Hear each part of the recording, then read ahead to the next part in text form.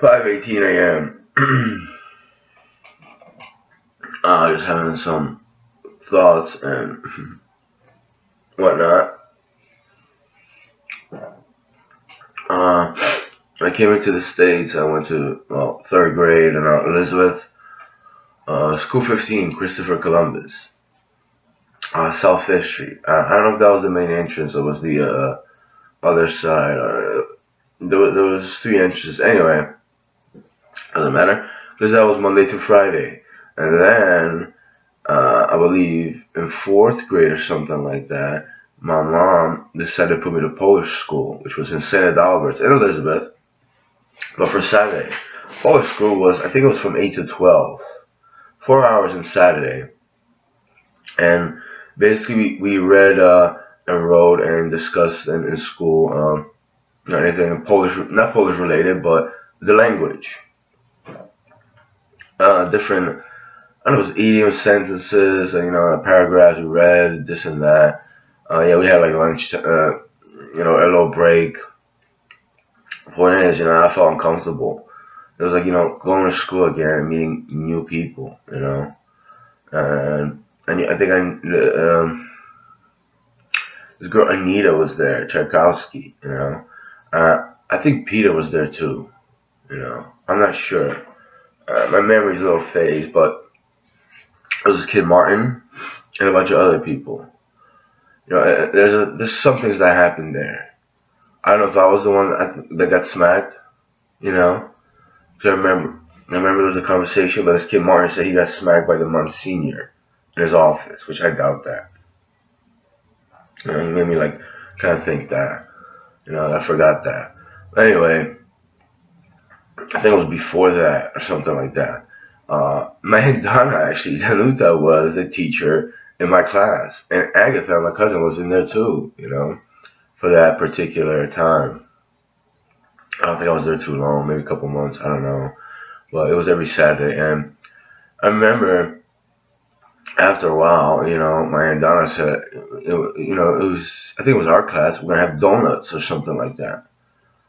And we had donuts, and I think it was the first time I ever saw Munchkins or something like that. Or maybe I had it before.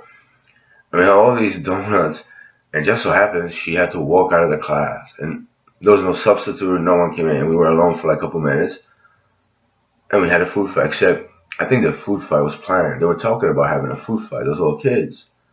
I was like, geez. I was like, yeah. I was like, why are you so excited? And like, they were. And I was like, well, why do you want to have a food fight? What do you do with a food fight?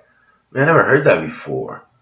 I mean, you're like, yeah, I understand. And they started throwing this food around like a bunch of heathens and animals, like lunatics. I couldn't believe it. I was just like, what the fuck are you retards doing? Unbelievable. I remember her getting mad too. I remember she said, there's people in the world that don't have food, and what are you guys doing? And they didn't care. And even if they, it's like, what, they're gonna realize that? That was in, what, 91, 92, something like that? Probably 91.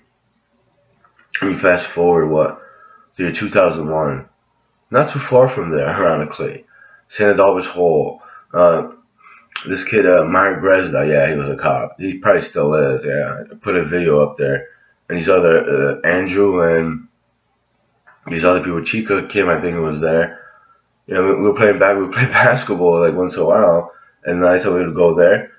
And one time we went, they had like grapes, and they just started throwing the grapes around like a food fight. Yeah, come on, let's have a food fight. I mean, I took a grape, I didn't even burst it or something. I don't know. I think I put it down or I ate it. I think I put it down. I look at him, what is that shit? I remember a couple years later hearing Jay-Z over there, 99 Problems, saying, you wouldn't bust a grape in a food fight? What the fuck is that shit? Why would you bust a grape why would you pop a grape in a food fight? Because I took it, I didn't even pop it. I mean, you're gonna waste food, so what, I'm a coward? I'm a pussy? Right? Because what, I didn't hit you or something? I didn't go to your Marcy projects? I did. I'm gonna find you? You're gonna get your little killers after me? What, because I'm not a man, because what, I'm gonna be afraid one of them retards points a gun to my face or some shit like that? Because I was at Watts Hotel. I was talking about Jay-Z or Gay-Z. And I was saying he used to be a drug dealer. He probably still is. I didn't even know he was a drug dealer. He used to do coke or something. He even talked about it in a rap song. Got a bunch of other stuff. So I'm the coward. Little hood retards came over outside. One of them hit me in the face. I mean, on the side. I put that video up. He's like, look at me, look at me, look at me. I'm trying to help you. I was like, what the fuck? Look at me in the eyes. I knew something was coming. What if you had a knife? I'm the coward because I want to waste food? No, see, I'm rational. I'm rational, reasonable, and resourceful. Yeah, that's. And I never sold cocaine. I sold weed just to have some weed to smoke. I'm not a drug dealer. And I wouldn't destroy other people's lives. I wouldn't take food away from them just to further my financial benefits. They're Gay-Z, Andrew, and the rest of you idiots. See, it's not about black and white culture and culture. It's about having no brains, no mental capacity to realize that maybe you shouldn't fight or throw food around for some pleasure because it's not funny. You know, it's not cute. You look like idiots. Now, I can understand maybe you have some flour. It's a little bit disposable, but still, you just go like that to somebody or something. But, even that flour, I mean, it's still a commodity. But, take grapes and like other stuff that you buy that, there are people, even in the United States, that don't have food. I starved a couple times, you know, in my life. There's little people, little children that starve. You know, like how much juvenile and mentally undeveloped are you as an adult to actually record that and actually think that you wouldn't waste food, so you're a coward. What is that? Where is your mentality at? Because those little kids, Polaczki, I call them, not because they're Polish, just they're tiny little people, Andrew Marek. And was I recorded there, or did they tell Jay-Z that I didn't do that? Or was one of his little people there? Someone that knew him? Yeah, because I think some CMF, it goes back. They talk to each other, they know each other, not the best friends. You have to have a recording and be an artist to know those individuals and this and that. But it's like, what, I'm a coward. You can find me on Facebook. We can talk about that. Find me on YouTube. Talk about that. See me in person. We can talk about that. Let's see who's the fucking coward. You know. And yeah, before that, I know it's crazy and crazy gazy, but that the second bar, okay, it sounds kind of like I'm not gonna say the obvious, but like you're trying to haunt me with something, huh? Not too long ago, dude like myself had to put down a hoe. I mean, like, so it's not you, gazy, it's somebody else, you know. It's ridiculous. I would love to see Jay-Z over there be a man, and not just him, a bunch of other people be a man. Not just give him a wedge, but see how it turns out when someone confronts them. Because those little kids over there, they were confronted too. You know, they were put in their place with words. I could easily defend myself and put you in a certain position too. But chances are, I defend myself. You probably call the cops. I get angry, and I get a loud complaint noise. That's why my charge was reduced because I got loud. I mean, you guys are a joke. You're so delinquent and pathetic. It's not even funny. Yeah, I'm not gonna tell you you should starve and know what it feels like. Chances are, if you starved a couple of days, maybe a week, you still wouldn't learn. You wouldn't know. You wouldn't have respect for not just nature, but grows from the ground. People develop it just to live another day. Yeah, hardships in your Marcy projects, right? Yeah, with your P Diddy cheesecakes and shit from Brooklyn. Yeah, yeah, whatever. Yeah, really fucking. I don't care how much money you have, records, this and that. I don't care if you have a badge. They're mine. You're filthy, disgusting animals. You really are. You know. I'm not gonna tell you to grow up because you never will. If you don't understand sarcasm or not, it doesn't matter. The fact people like that exist, and then you just like rest of you repeat that stuff, it's disgusting and degrading itself. Yeah. Have a food fight, presuming you can have some. Yeah, and they're those little Pulaskis are little kids, who one of them bragged about he was a man because him and his brother almost impregnated a girl and he got scared and became a man. I mean, I get it. You're in a situation like that, maybe you'll start to think, I don't know, but it's like maybe you shouldn't be doing that. Maybe you should have a condom on. I don't know. You became a man after that because you were scared that you impregnated some girl. And what, you didn't know who the father would be, and it would be awkward? Is that how you became a man? Yeah. They were Catholics. At least, I don't respect Catholicism because, on a serious level, yeah, the dogma, if you read the Bible, I mean, I mean, any religion will try to justify goodness, something like that, right? I mean, that's the end result. But how many of these so-called Catholics that I've met were good? Maybe I used to be a Catholic, and chances are there are. But either they follow it, they fall out. Maybe they believe it, they don't. But immorality, can you really teach it? Can you really teach a person not to waste food? Even if like 2, 3 years old, you do that, and then you get scolded, but then you feel regret. But I mean, to openly just be an adult in your late teens, 20s, 30s, and to act like that and then declare yourself not just a religious person, but somewhat of a moral value, right? Because you go to church, because you're in a church group, because what? I mean, how long are you guys gonna play this religious game? And there's he died on the cross for us, yeah, for your sins. He's still dying on the cross for your sins. It's so ridiculous. I can't even take it seriously. I can't. I can't. Oh, I could go on and on with this stuff. Yeah, one of those. Oh, the kid Andrew Garchinsky or whatever. Yeah, he was the one that became a man after he almost impregnated a girl, his brother. Yeah, I remember him. it was church. I mean, Sunday, St. Albert's. It was let me see. Yeah, it was after something happened. Another Monsignor did something to me. I didn't even care anymore with him.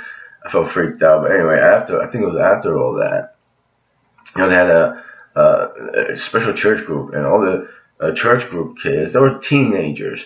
They would sit in the front, and he really came with his Durangos. It was, it was like the mass was like 10, 15 minutes in. It was quiet, and the priest was saying something. I guess it must have been more in, and you could just hear him walking right through the middle. It's like and he did it 2 or 3 times. And it was like, dude, I get it. You have a nice pair of boots. You have Durangos. And then he would laugh about it. But it's like, I'm not, and I knew I went there. I couldn't, I was still in that religious phase. I would pray, but it was just like, it's alright. But it's like, what is that? Why don't you pull that kid over and tell him not to come in? I mean, you have no respect for even your own little worship ceremony, right? Yeah. And he sat there, and and there's people looking. Some people were laughing. Some people were just annoyed and angry. I was just like, oh, yeah. I was just looking around and stuff, like, uh, you know, that's your little, not just culture, but that is your culture, your religious culture, your hypocrisy.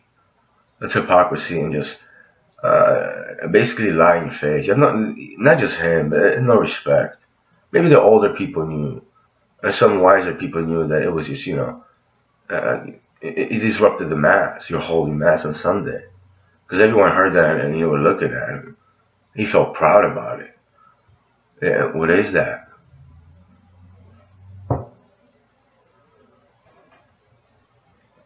You know, I mean, I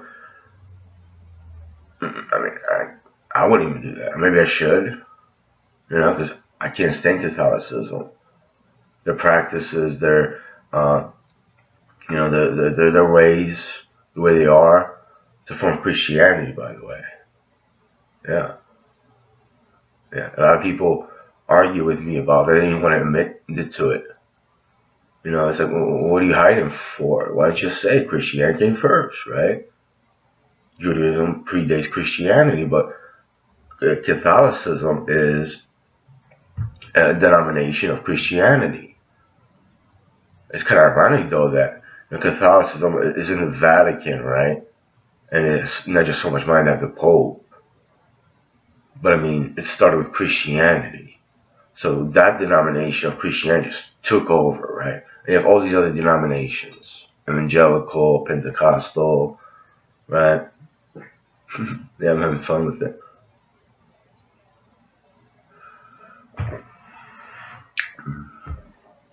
I mean, your little faith based on, other people um, beliefs after that. Some were saints, some were kings, right? Those kings, they said, or Lutherans, yeah. No, we will not believe this and this and that. Yeah, Catholics are big on Virgin Mary. I was too. The mother of this guy, now Robert Scrupa, which, look at him. Yeah. I didn't know that either till I got it, but, you know, she was the mother of Yahweh, right? Yosha. And she's a saint. Beloved saint. I used to pray to her too. Because, I don't know, she was humble, The Black Madonna. I don't do it anymore. I don't pray to anything like that. What's that gonna do? A deity supernatural deity will, bestow things in my life because I pray. I say a bunch of prayers. Not that I meditate, I consciously think, maybe sure I did this. This is wrong in my life. How am I gonna fix it? And go about it. A prayer, just sit there reciting prayers over and over again, right? With the rosary beads and all that. When things get bad. Yeah. What does that do? Do you feel better? Because remember, I was haunted. I thought I was going to die or something. I started doing that. It just didn't help at all. Nothing. Just like, what am I doing? What is that? I mean, do people pray I'll pray for you. Or like, YouTube people say, our prayers go out to the family. Right. And I remember talking about that before. It's like, why don't we just fix that? Maybe people just don't shoot each other and your prayers don't have to go on the family because they won't be dead or they won't get hurt. But, you pray for them, for the family so they heal, right? So after, a 6th or 7th grader gets shot, gets murdered in a classroom, your prayers will be like, well, Billy over there, passed away, but the prayers really helped. Yeah. Yeah, I get I get the sentiment. Let's say I lost a child. I don't want to give a fuck about your prayers. You think that's gonna help me? Thank you, thank you. Oh, one thing that you shouldn't say at a funeral when someone passes, they're in a better place right now. Yeah. So what do prayers really do? Because when I remember when I used to pray for people, I used to pray for their soul. So an all benevolent being will try to forgive them or something like that. I'm a human being, right? An all benevolent being that knows everything. Like, well, he did kind of pray, and so what is she praying? Well, she didn't do it. She didn't mean it that well. 10 minutes. Like he went like 12 or 13. I'll think about it. People really think that. No. Yeah.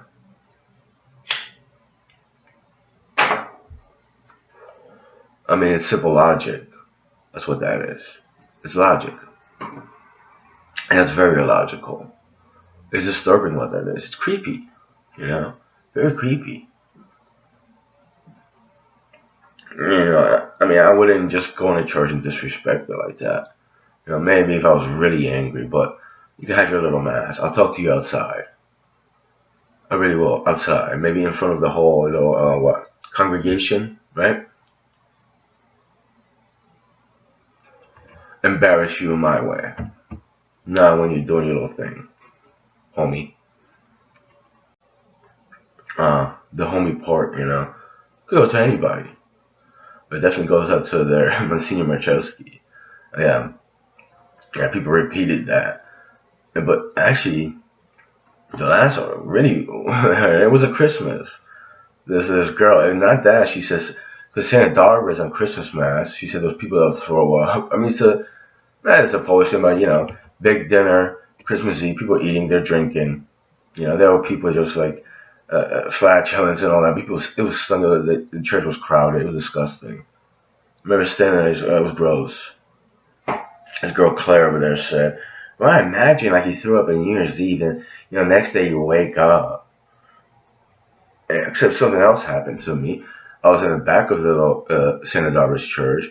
Agatha was next to me, Nimic, and I didn't know if I knew Marszewski was right behind, right next to her. I remember it wasn't that funny. I was just saying corny things about Marszewski, and he heard it. So he came and he grabbed me like that. And he pulled me out of the church. And it's not, I was young and I was like, weak. I was just shocked. Like, what the fuck are you doing?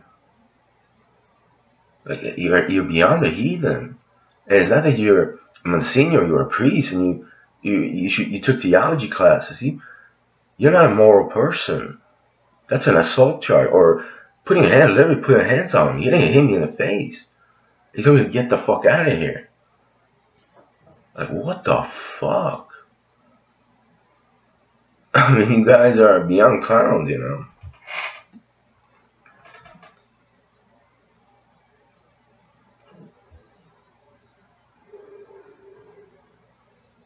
And then what? Ironically, the shirt that I was in was a different shirt.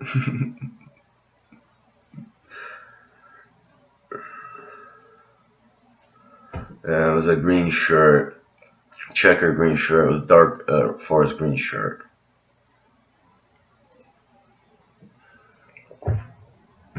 I think, not exactly sure. Sometime later, I must have went to Nimic's house or something like that. Or before or after. I don't remember. Yeah, the cloning began by Stashu Nimic. At least that's what I thought. Very disturbing how he looked. Red and like that, psychotic as fuck. It was a Stanley, if you're watching, was in March or April of 2000. They went to help to your house, which I never helped you at your house, right? And he shoved me down the hill and rolled over the hill. But got cloned. Then my clone, same copy, got sent to 85, right? Oh, 86, that's when they came to the States. Which they lied, they came in 83 or something like that.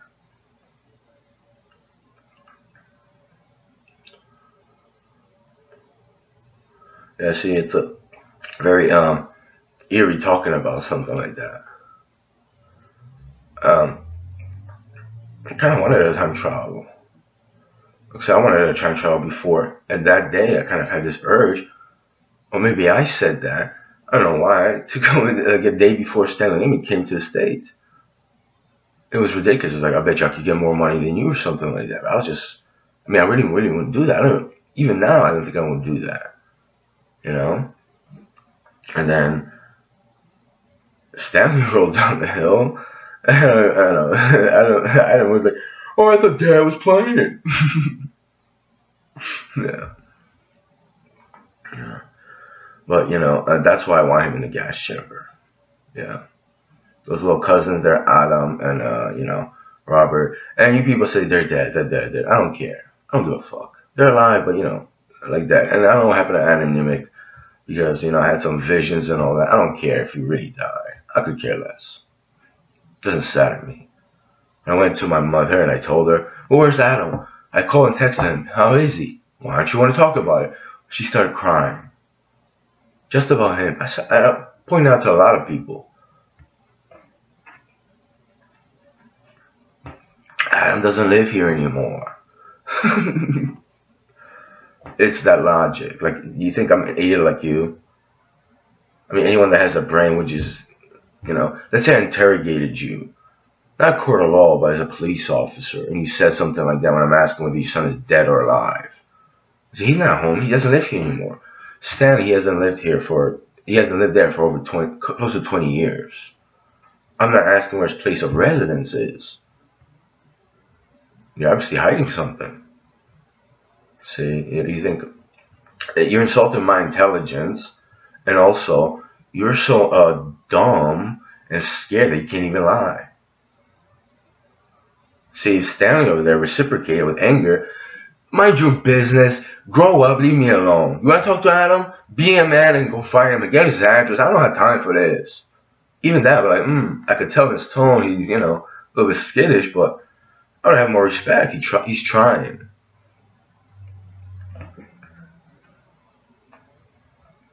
Yeah. That's why I love talking to people and just, putting him on the spot.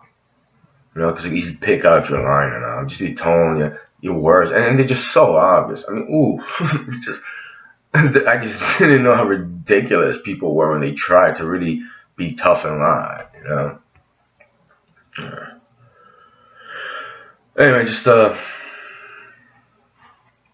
having my morning coffee. With Jason over here. Voorhees. Story behind that, too. From last year and a half ago. Eerie.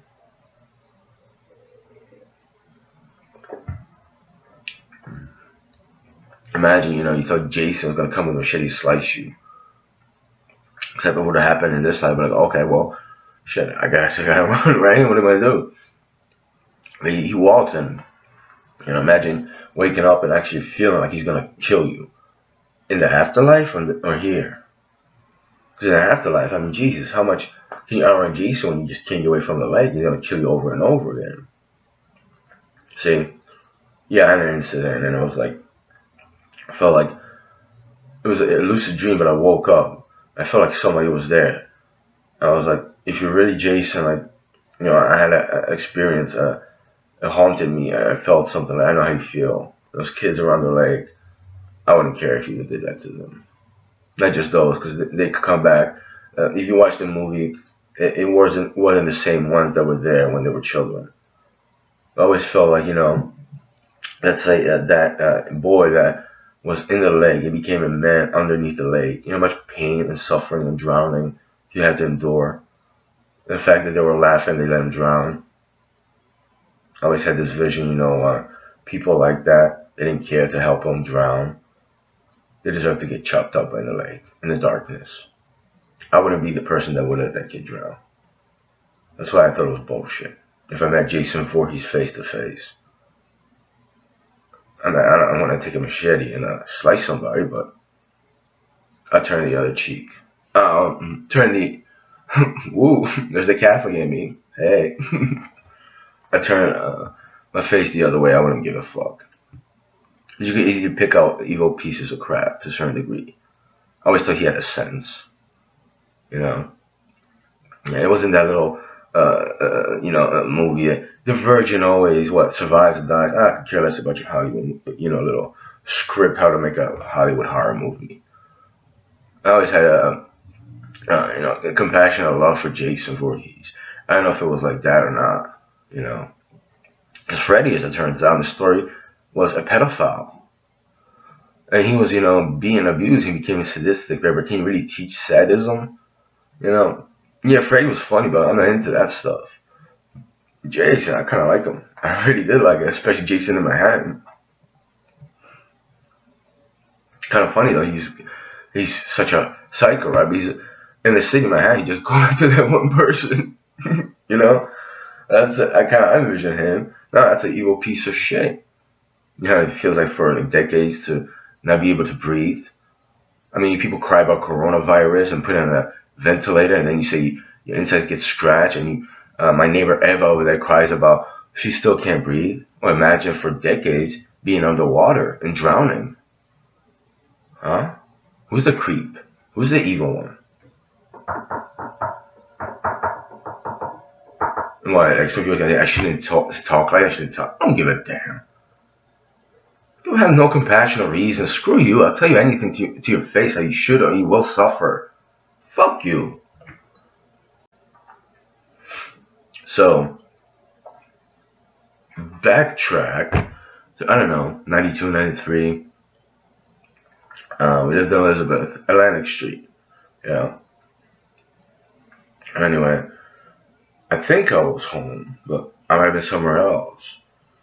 My, the apartment we lived in, it was the only reclined chair we ever had. Actually, I just had a second one. I want to give it away to somebody. I don't care for it. I'll sell it, but they just don't even want to buy something cheap. But anyway, it was a leather reclined chair, brown.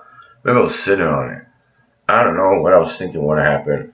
I don't know what happened. I felt like someone grabbed me, but I didn't feel hands. It felt like it, and I fell to the floor. And all of a sudden, I couldn't see. It was pitch dark. I couldn't feel my teeth and everything inside me. It felt like, and I told people, but it felt like a football player. Because my cousin Adam, I don't think he played football then, but he was a big guy. But he just took his foot. It was standing on me, you know. I felt tears run down my cheeks like you wouldn't believe, like you wouldn't believe.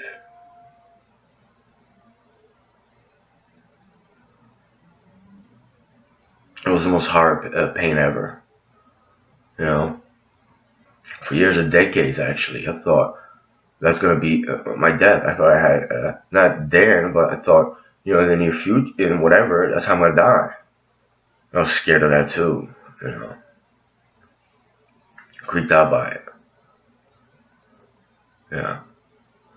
And then, I kind of had sympathy for someone like Jason. Because in the movie, they didn't tell him he was a bad kid.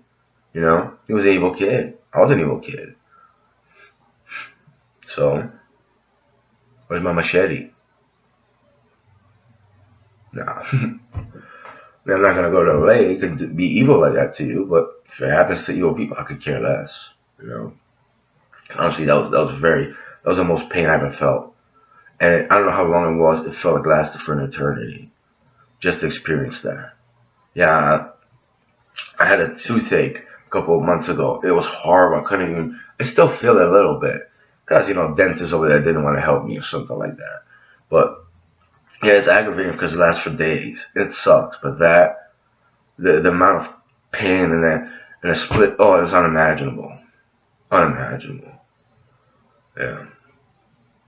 And my creepy sadistic Aunt Martha said, "You can have the worst death in your life. What matters is what happens after." Not what kind of life you had. If you have a conscience, if you're a moral person, you have a good heart, you respect people, you wouldn't want to go hurt anybody out of evil. You wouldn't subjugate anybody to, pain and suffering and this and that. Is what happens in the afterlife, right? Yeah, there was that. Who else made me feel about that? Oh yeah, some idiot on I don't know, I think it was Black TV when they had it. Because I was experiencing, I was trying to talk about, I was depressed, sad, I was scared, terrified, I was gloomy.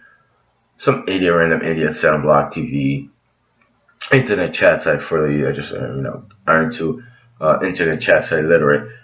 Well, I guess I'm going to have the worst death in the history of humankind. I could tell you, but he's laughing, they're all having fun with it.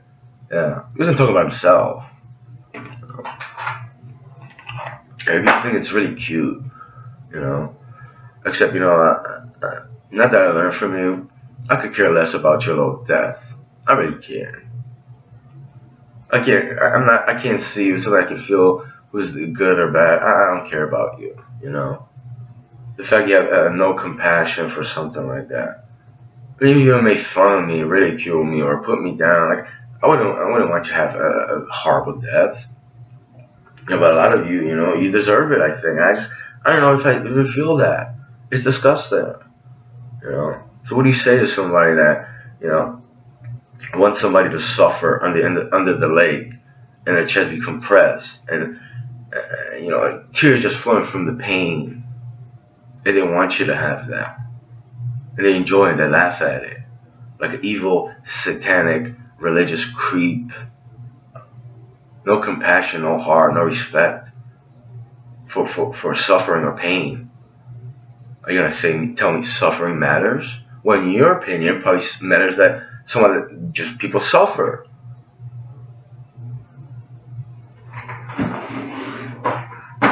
But I'm pretty sure he was an atheist, so he has very high reasoning and logic. That's your little logic. And by the way, I do feel like I'm a spirit, I'm spiritual, so take that up your fucking ass, you atheist community. You really cure the world of spirituality. Yeah. Because you understand physics and math. Ooh. Fix the world, right? Yeah. With your AIDS foundations and shit. Yeah. Because you got fucked in the ass. And people told you might have raped somebody too. Yeah. You donate money. You make a couple people go LOL. Oh well.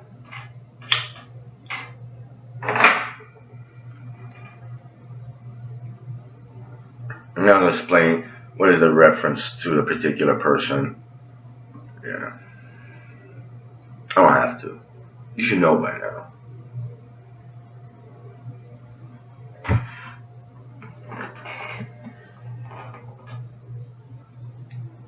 What do you say, Jason? Joe knows Jason. Yeah. There's a writing I was doing. I did a couple, but then, things took over. Your evil, your anger, your juvenile delinquent ways took over. I can't even enjoy writing that anymore. Maybe one day I will. Some people get it, some people don't. Kind of wouldn't want to write it, so some idiots will know anyway. I don't want you to see that. It's not for you. I would enjoy that.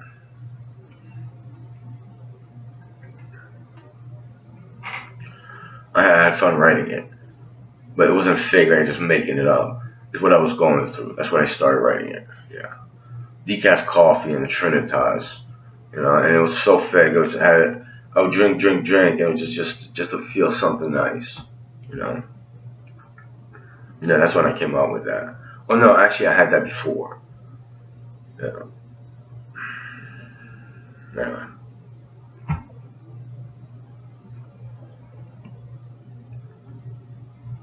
Well, it's 5:56 a.m. and coffee's getting cold. Joe feels the coldness. Very cold.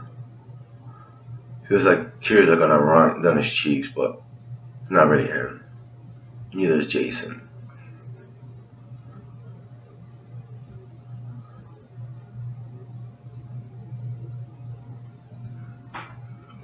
Ah, yeah. One thing about suffering and going through pain, you do think a lot about stuff. People say you change. Maybe you just know how it feels like, and you don't want to go back there. Any kind of trauma, even when you're a little kid, and you're on a futon with your hand behind your back, and those closest to you are yelling at you, telling you shut the fuck up or something like that. Cholera. By the way, I looked it up. Cholera means it's a disease. Yeah. Little auntie over there. I'd like to get some closure about that. Putting pills on a 4 or 5-year-old's anus and stuff. And I want to hear that excuse. Well, they were ignorant towards it. Trying to heal you. Yeah. Just freaking demons. Yeah. Creepy, right?